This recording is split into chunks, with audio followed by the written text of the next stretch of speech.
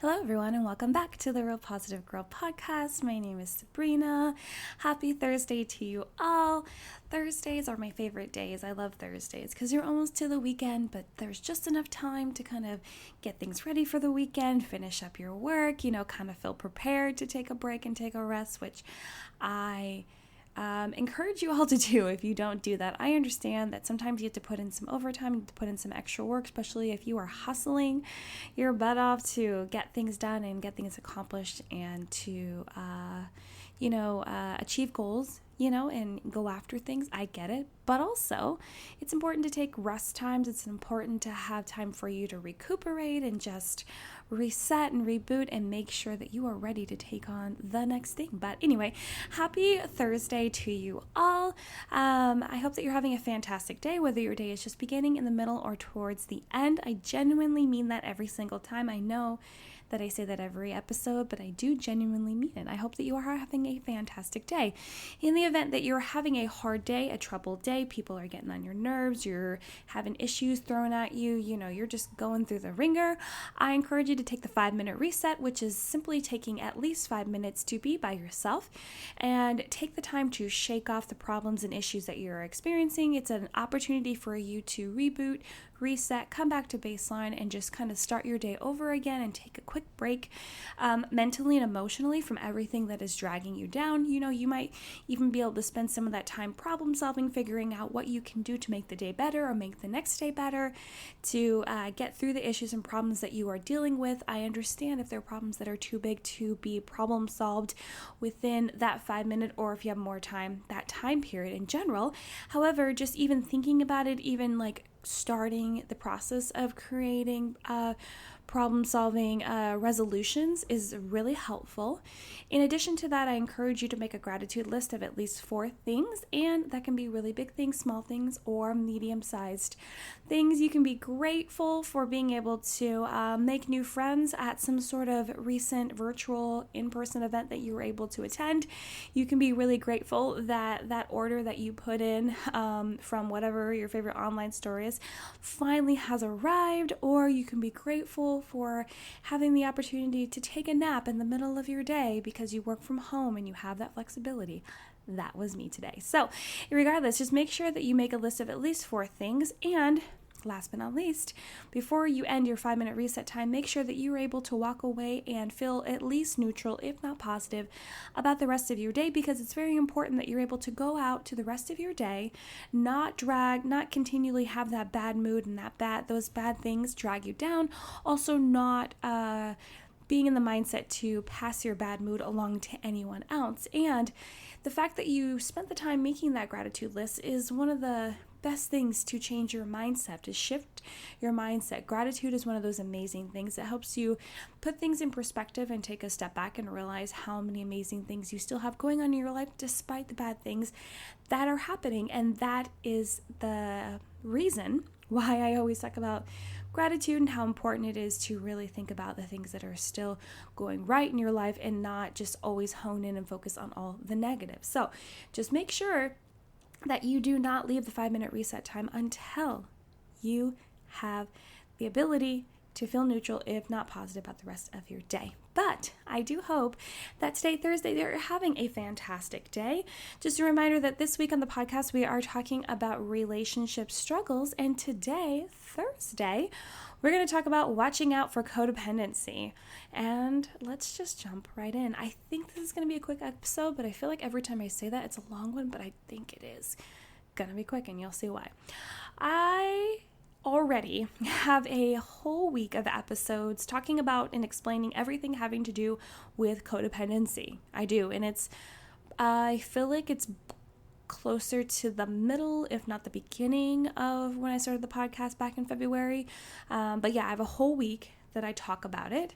However, I wanted to take a moment to talk about it in regards to avoiding falling into it while in a relationship. But just know that if you want more info and an in-depth chat about it, please listen to those other episodes. Like I said, it's a whole week. It really dives deep into it. It's very helpful, and I think that you would really enjoy that. So I encourage you to shift on back in the episode list to listen to those if you're interested in learning more about codependency, which is just like something super important taken from the overall perspective of personal boundaries.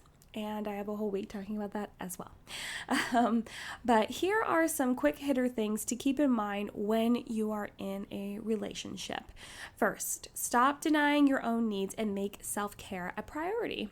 It can be super easy to fall into the trap of making everything all about your partner, but it's important to know that your needs matter just as much as theirs do. So what can easily happen is because it's that you become so codependent in your relationship that you think that any relaxation time, any time to yourself, or anything that would make you feel good is not needed, not necessary, something that you completely throw to the wayside because you find that you need to do everything for your partner. You need to put them first. You need to always side with what they want. You need to do exactly what they want to do. Just need to kind of it's kind of like being a servant to them, and you are serving them fully 100, 1000%, and you are not even on the spectrum at all. So you need to make sure that to avoid falling into that codependency pitfall, that you take a step back and realize how important you are, because it's a two-way street. And like I've mentioned before in the other episodes this week, that not everything will be completely on balance. It might be a 60-40, 75-25 at some points, but the balance always shifts back and in the favor of each person at different times, and sometimes it's equal, but it can't always be like always one person is quote unquote winning. One person can't always be in the spotlight, be the shining star. It needs to be more equal than that, and you need to realize that you are just as important as they are. Like you are spending all your energy putting them first, and if they are not realizing that and they're just taking it all in, that's another red flag that you need to watch out for. So just know that you need to make sure that your needs and your self-care is a priority, and that you are working on that and following through with that, because who you are is really important, and having self-respect is one of the highest things to keep in mind for your own emotional, mental wellness. So next, don't avoid hard conversations or conflict. I've already spoken about this week. However, it's very important because it is one of those codependency tendencies that people generally will hide from whatever issues, or not want to rock the boat at all, as people will say. It may be very difficult to confront your partner when hard topics come up, or when discussions need to be had.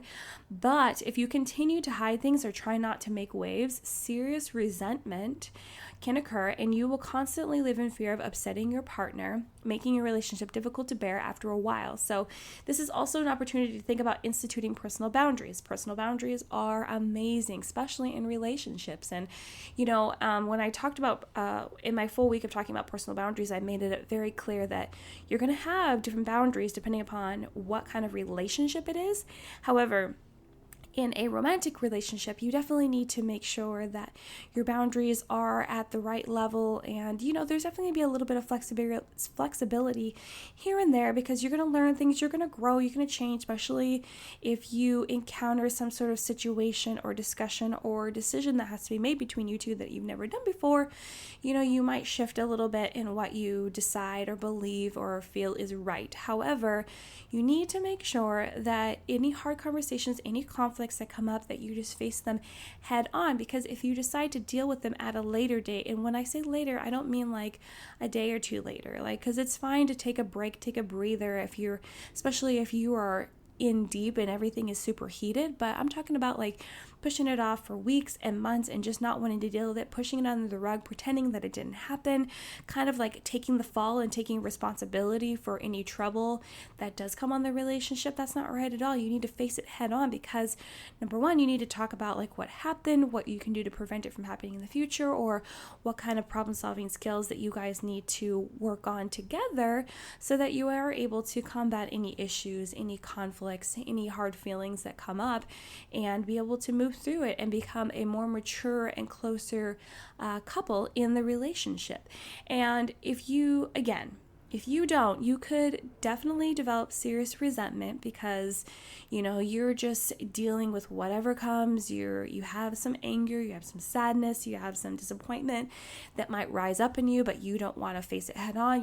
They might do something to hurt you, and you're saying, no, it's fine. I'm fine. I don't even care, and just totally denying any feelings that you may have about the situation. When you need to get it out, it's healthy to get it out, because at some point, I don't know how long it'll take. It could take years, and I hope you don't wait that long, but you are going to eventually explode all of those emotions out. It's all going to come seeping out, and that could potentially be the end of the relationship, and also it's devastating to your mental health, because you're having to unpack all of that all at once, because it's just spewing out when you should have dealt with it as it came, or at least like a little bit after that, so that you're able to actually understand what happened, how you reacted, how you maybe can change your reaction, or how you need to deal with whatever is happening. Do you know what I mean? So don't just save it all. Don't just pass it all by. Deal with hard conversations. It'll make you a stronger person. It'll make you think more critically, and really it'll help you discover how strong you are as a couple and how you can grow together, and whether, basically, this is going to sound harsh, but if you think it's going to last or not. Because if you're constantly at each other's throats and you can't figure it out, and you can't have like rational adult conversations, this might not be the relationship for you, unfortunately. But you have to take it at your own relationship and your own preferences and your own communication skills. Next, make sure to not let everything you do be taken for granted. So, I almost didn't want to talk about this because I was like, oh, it sounds like such a selfish thing. However, like I said many times, being in a relationship, it's a two-way street, and the balance isn't always going to be 50-50. However, the balance needs to always like shift back to either, somewhere in the middle, or, hyper focusing maybe on one person at a period of time, but then shift back to another person, and, back and forth it goes, because it's a relationship and needs are going to change and situations are going to come up and this, that, and the other, and whatever that is. So, but it's important to realize that you don't want to be taken for granted, because then that person is actually, I feel like the immediate word that came to mind is kind of like abuse, and that sounds a little dramatic, but it kind of is. It's kind of like emotional abuse, because they know they're taking you, they generally know if they're taking you for granted, and just having those expectations that, because you've done it once or a few times and you continue to do it, that they don't need to be grateful for it. When in reality, it's important to have a good balance in your relationship. So you got to make sure you aren't constantly going out of your way to do things for your partner and not getting any acknowledgement or gratefulness in return. Because even if 20 years down the line, your partner is still offering to clean up the kitchen after dinner and letting you relax, you need to always be grateful for that. You need to always be like, oh, I'm so thankful. Thank you so much. I really appreciate you doing this. You do so many things. Like, you have to be appreciative and grateful, because even if it does turn into a thing where you do your thing and they do their thing, you still need to be grateful that they're still willing to do that they're still willing to spend their time doing that, when they could be doing what you're doing, just relaxing, just chilling, or doing something that you enjoy more than having to do any sort of chores or errands that aren't necessarily the most fun thing, but they are enjoying doing something for you, giving back to you, because they know that they're allowing you to do something different. And it should be a vice versa kind of thing. But if you find that your partner is not being grateful, not showing you that appreciation and that acknowledgement for what you're doing, you might want to question that, and that will be super difficult. Those are some of the hardest conversations to have, because you want to be like, hey, I spend my time, and it's going to sound like you're being selfish, but honestly you're not, because no one wants to be taken for granted, and you don't want to just put up with it until they all of a sudden realize it, because what if they never realize it? Like, what if they never realize it? That's devastating. So you don't want to just sit around and wait. You want to be like, hey, I just want you to know that I really enjoy like helping out or doing this, that, and the other for you, and allowing you to do, not allowing, I guess that's not a great word, but giving you the opportunity and the time to do this, that, and the other while I do this for you. But I just want to make sure that you are actually appreciating it. I want to make sure I'm not being taken for granted. Like I said, it's going to be a very difficult conversation. I have definitely had that conversation before, and it's not fun, but once you get to the bottom of it and really each person speaks their true feelings about it, and then hopefully get over that hump and move on to bigger and better things, then it's a better situation. But you want to make sure that you aren't being taken for granted, because again, resentment can build up, but also you'll end up just being sad and and if you all of a sudden don't do it one day and then there's some sort of backlash because they have been taking you for granted, that's even worse. And then just emotions will fly and it could turn into a really big confrontation as opposed to just approaching it head on. So please be aware of that in your relationships. Next, know that time apart is really healthy and needed.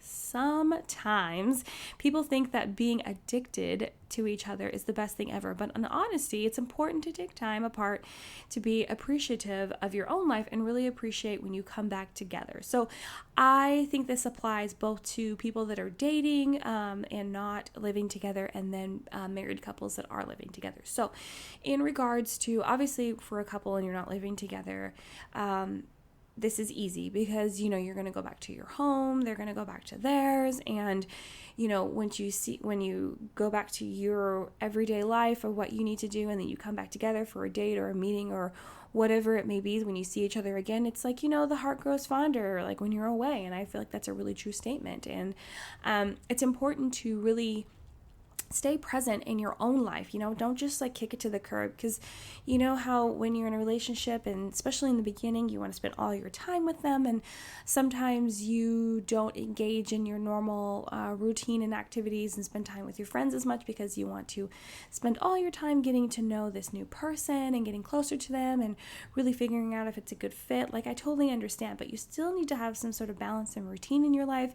You don't want to totally just throw everything away just because this new person has entered in. What makes them that special to just immediately interrupt everything? You still need to be doing you still need to be living your life, because in the event that it doesn't work out, you don't want to have to go crawling back to your friends and being like, oh, sorry that I ditched you for however long and that didn't work out. No, you can definitely switch your schedule up and be like, hey, I'm not going to be able to go to this thing that we normally go to, but let's reschedule. Don't just cut everything out of your life to put this person first and foremost. You gotta add them into the schedule. I guess that's really what I'm trying to say. And also just know that you don't need to spend every waking, breathing moment with them. And in regards to being married or living in the same household, you still need to go out and have your own hobbies. And I know during COVID, this can be a lot more difficult. Honestly, my husband and I were very surprised that we grew a lot closer together by being home together so much more than we normally are. Normally I am all over the place, involved in so many different things. I am not home that often, and I used to work outside the home, so that made it even more time apart. And we definitely did really cherish the time that we would have together. However, even being married though, even during this season of COVID where you're not able to go out as many places, you still want to have that time alone. You still want to go and watch whatever guilty pleasure show that you like to watch that your spouse doesn't like to watch, or maybe you want to go and do a hobby or take a walk, or just have some alone time, maybe go spend some time with your kids one-on-one, whatever it may be. You do need to make sure that you are still engaging in things that are solely for you, that really give you life and give you mental strength, and know that when you come back together to hang out and be together, that it's just that much better. Your bond just continues to get stronger because you're able to give each other space, but still, and respect what each other likes to do and how they like to spend their time, but also really cherish the time when you do come back together, so you're not continually together all the time and getting sick of each other, or getting on each other's nerves. And I'm not saying that's going to happen in every single situation or relationship at all, but it is important to give each other space so you can breathe and you can still be autonomous in who you are and in your individuality, but still amazing in your relationship together. So I hope that makes sense. The whole being with people 24/7, addicted to each other, always together. I feel like it really takes a toll on, continuing to fully be you and still live for you, because you can live for yourself and still live for the relationship. So if you haven't ever really taken any time to think about that, I encourage you to do that, and just know that as an individual person, you still matter, and then you still matter in this relationship. So consider that. Lastly, know that who you are and what you're all about is determined by you and not your partner. So don't let yourself get consumed into being the person you think your partner wants you to be, or possibly forcing you to be. Be yourself. It's not worth it to keep up a charade that will break down at some point, because if you can't be yourself truly, it won't be a long-lasting relationship. Don't lose yourself to someone else.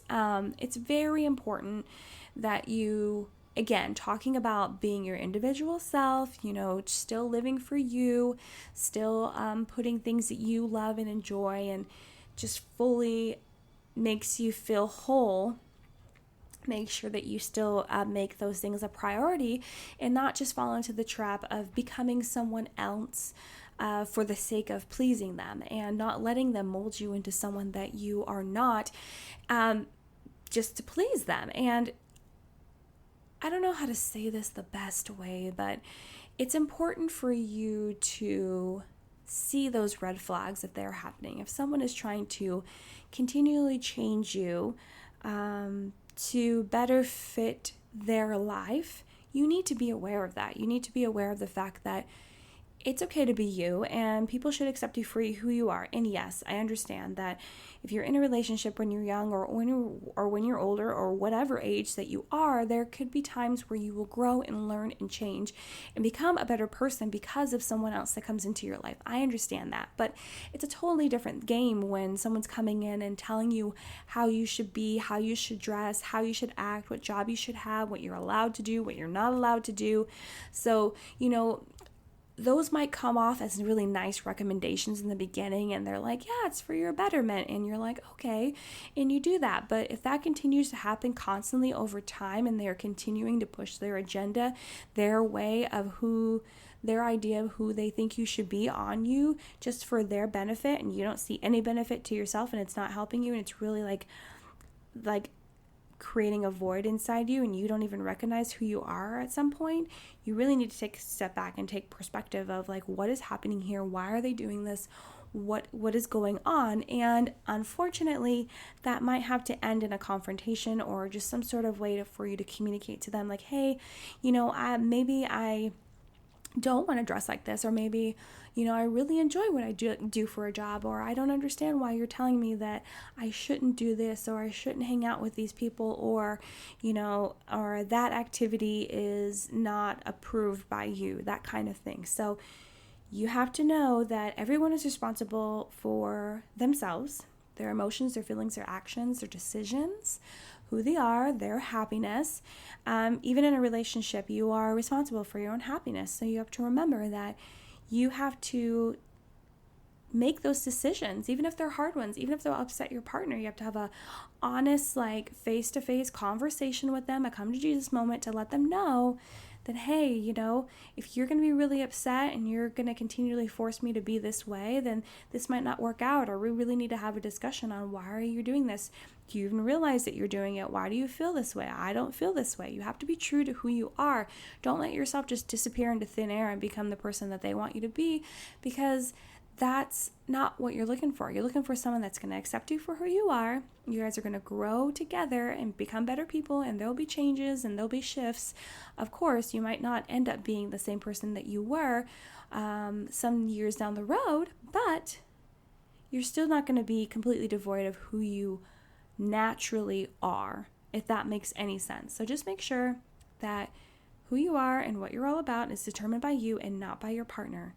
Because in a relationship, isn't it just a beautiful thing that even if you discover that you guys are total opposites, which is kind of the way that my husband and I are, but it's still amazing how you love each other, how you care for each other, how you still have things in common, but you're still separate individual people that have individual specific needs and interests, and it's just amazing. So I want you to remember that, and that should be the goal in the end. But Yep, that's it, guys. Thank you so much for listening to the Real Positive Girl podcast. My name is Sabrina. Thank you so much for listening. I really appreciate it. And I have been recording for almost just about 25 minutes at this point. I told you, I feel like every time I'm like, it's going to be a quick one, and then it's not. And then I really think it is, and then it's not. So I'm really sorry about that. Hopefully you enjoy these episodes, though, even if they are a little bit longer. I tend to prefer podcasts that are a little bit longer. However, you're welcome to come visit me on Instagram at SabrinaJoyPerozzo and tell me how you feel about that. I really appreciate that. Let me know in my DMs. Too long, too short. If you have ideas for what you want me to talk about on the show, that'd be great. Or just want to come say hi, I'd really appreciate it. But again, I really hope that you like this episode. And if you know anyone else that would really enjoy it, I encourage you to share it with them. I would greatly appreciate that. Again, you can come visit me on Instagram at SabrinaJoyPerozzo. You can visit my website, which is sabrinajoy.com. And if you look in the description box under all of the show notes, which are available to you, there is my email address for any questions, comments, concerns, or prayer requests. Thank you so much for listening, guys. I hope that you come back for tomorrow, the last episode of this week, talking about relationship struggles, and go back and listen to the previous episodes if you haven't already. But until next time, I hope you have a good one, and I'll see you next time. Bye, guys.